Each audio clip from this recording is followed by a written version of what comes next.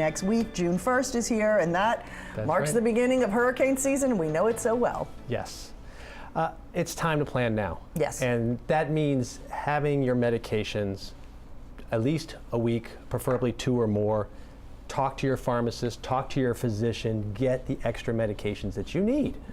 But not just medications. What else do you need for your health? So if you have oxygen at home, then you need to talk to your oxygen supplier. All right, how do I get extra tanks? Where can I go? Who do I call immediately after the storm?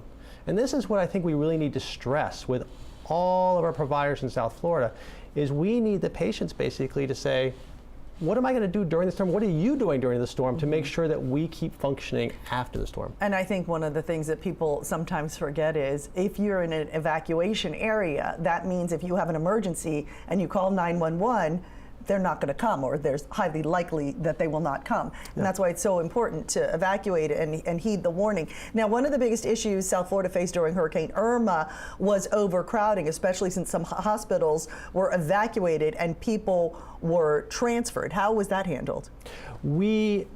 All the hospitals in South Florida work together, and we find space.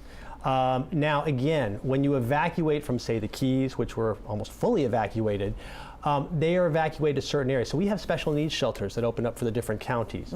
And one of Monroe counties is actually at FIU. We have a close association with them. So we were aware of the patients that were over there, and occasionally those patients had to be transferred to my hospital, West Kendall Baptist Hospital.